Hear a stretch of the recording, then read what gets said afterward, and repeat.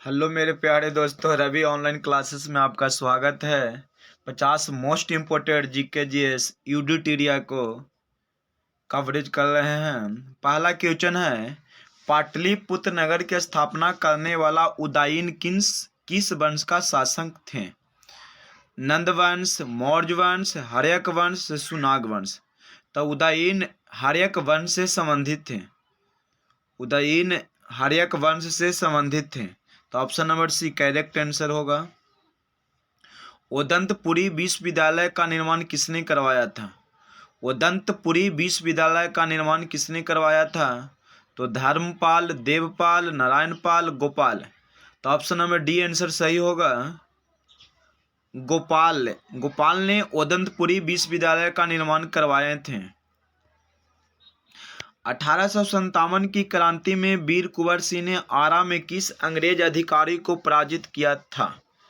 1857 की क्रांति में वीर कुंवर सिंह ने आरा में किस अंग्रेज को पराजित किया था? Option number A captain Legrand, major Eyre, captain Dunbar, major brigadier Douglas. तो इसका राइट आंसर होगा option number C captain Dunbar. Captain Dunbar इसका राइट आंसर होंगे। 11 अगस्त 1942 को पटना सचिवालय में छात्रों पर गोली चलाने का आदेश किसने दिया था? 11 अगस्त 1942 को पटना विश्वविद्यालय में छात्रों पर गोली चलाने का आदेश किसने दिया था? Option number A WC Archer, MB Hunter, WL Burke, GL अस्लेव। तो option number A WC Archer ने गोली चलाने का छात्रों पर आदेश दिए थे। साइमन कमीशन का पटना आगमन कब हुआ था? साइमन कमीशन का पटना आगमन कब हुआ था? ऑप्शन ए 12 अक्टूबर 1928, 11 दिसंबर 1928, 12 सितंबर 1928, 12 दिसंबर 1928। तो राइट आंसर होगा option number D. Simon commission Patna में 12 सितंबर 1928 को हुआ था और भारत में साइमन कमीशन गो बैक का नारा लाला लाजपत राय ने दिए, जिसे लाठीचार्ज से मृत्यु हो गया था। जनगणना 2011 के अनुसार बिहार के धर्मानुसार जनसंख्या को घटते क्रम में व्यवस्थित करें। तो सबसे ज्यादा भारत में हिंदू हैं 81%, उसके मुस्लिम हैं, ईसाई हैं, तो बौद्ध हैं। तो ऑप्शन नंबर ए राइट आंसर होगा। भारतीय संघीय व्यवस्था को किसने सहकारी संघवाद की संज्ञा दी है? भारतीय संघीय व्यवस्था को किसने सहकारी संघवाद की स्थापना दी है? K C Wheare, Granville Austin, BR Ambedkar, Ivor Jennings. तो ऑप्शन नंबर बी हो जाएगा। ग्रेनविल ऑस्टिन ने भारतीय संघीय व्यवस्था को सहकारी संघवाद की स्थापना दिए हैं।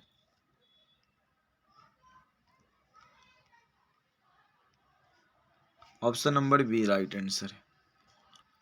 क्वेश्चन नंबर 8 देखिएगा, भारत के उपराष्ट्रपति को पद से हटाने का प्रस्ताव प्रस्तुत किया जा सकता है कहाँ?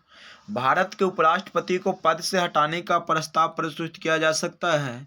तो ऑप्शन नंबर ए केवल राज्यसभा में। केवल राज्यसभा में इसका राइट आंसर होगा। निम्न में से किस संसदीय समिति का अध्यक्ष निरपवाद रूप से सत्ताधारी दल का ही होता है? तो इसका राइट आंसर बोलिएगा। तो संसदीय समिति का अध्यक्ष निरपवाद रूप से सत्ताधारी दल का ही होता है, प्राक्कलन समिति। प्राक्कलन समिति राइट आंसर होंगे। इसी प्रकार आपको वीडियो चाहिए पूरा 5000 जीके जीएस का, तो लाइक और शेयर कीजिएगा, अच्छा लगेगा तो, और कराते रहेंगे आगे भी। संविधान के किस अनुच्छेद के तहत पंचायतों में अनुसूचित जातियां, अनुसूचित जनजातियां तथा महिलाओं के लिए स्थानों के आरक्षण का प्रावधान किया गया है? तो 4 ऑप्शन दिया हुआ है। 4 ऑप्शन में ऑप्शन नंबर डी जो महिलाओं के लिए ग्राम पंचायत में आरक्षण की व्यवस्था किया गया 243 के डी में। क्वेश्चन नंबर 11 देखिएगा, किसी राज्य में राष्ट्रपति शासन की उद्घोषणा की स्वीकृति हेतु संसद के समक्ष कितने माह के भीतर रखा जाना आवश्यक है? अगर उस राज्य के मुख्यमंत्री अपना पद को त्याग दे देते हैं तो 2 माह के अंदर राष्ट्रपति शासन लागू होगा और 6 माह के अंदर उस पद को भरना आवश्यक है। तो ऑप्शन नंबर बी इसका राइट आंसर होगा।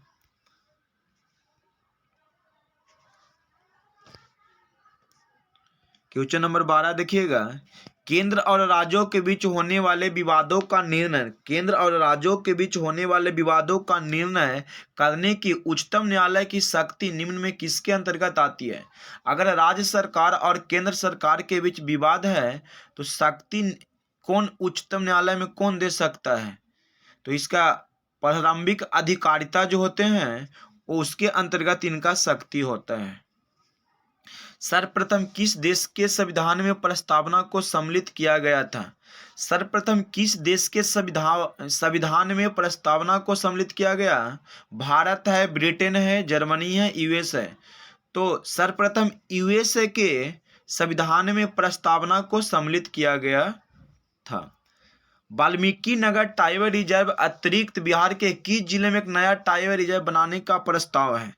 तो मतलब बिहार में वाल्मीकि नगर टाइगर रिजर्व है जो दरभंगा पड़ता है, और एक नया टाइगर रिजर्व बनाने का प्रस्ताव रखा है। वह किस जिला में है? तो नया टाइगर रिजर्व वह कैमूर जिला में बनाया जा रहा है।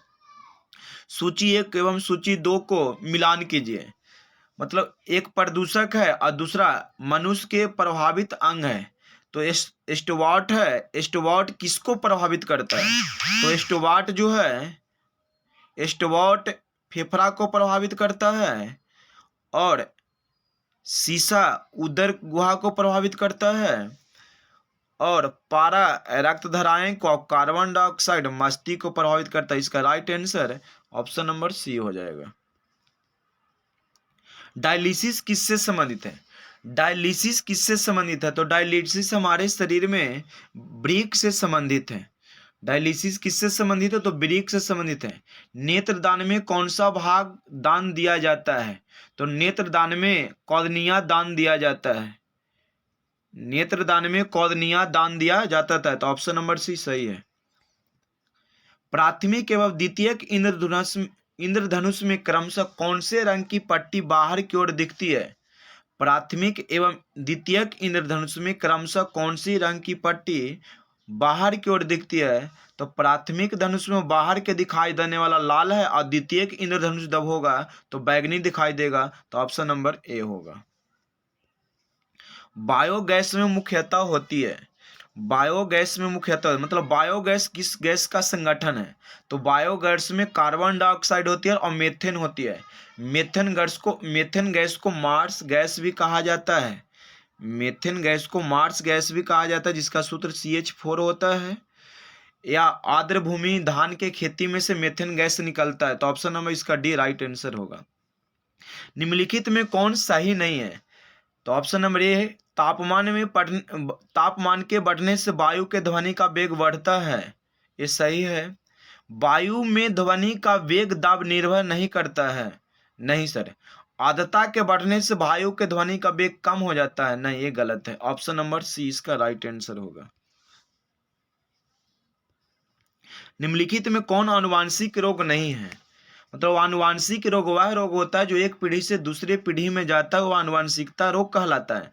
तो थैलेसीमिया, वर्धानता, हीमोफीलिया, ये तीनों आनुवांशिक रोग है जो एक पीढ़ी से दूसरे पीढ़ी में जाता है। लेकिन ल्यूकेमिया रोग है जो एक पीढ़ी से दूसरी पीढ़ी में नहीं जाएगा। ऑप्शन नंबर डी सही होगा 21 का। 22, प्रतिजन वह पदार्थ है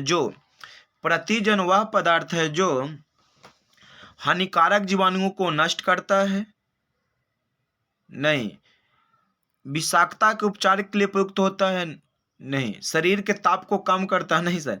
प्रतिपिंड के निर्माण को उद्दीपित करता है। Option number D right answer होगा इसका। निम्नलिखित में कौन सा रेडियो एक्टिव तत्व नहीं है? रेडियो एक्टिव तत्व नहीं है तो फ्रांसियम है, स्टेटाइन है, ट्रिटियम है, जर्कोनियम। ये 4 ऑप्शन है जिसमें से 3 रेडियो एक्टिव तत्व है, एक नहीं है।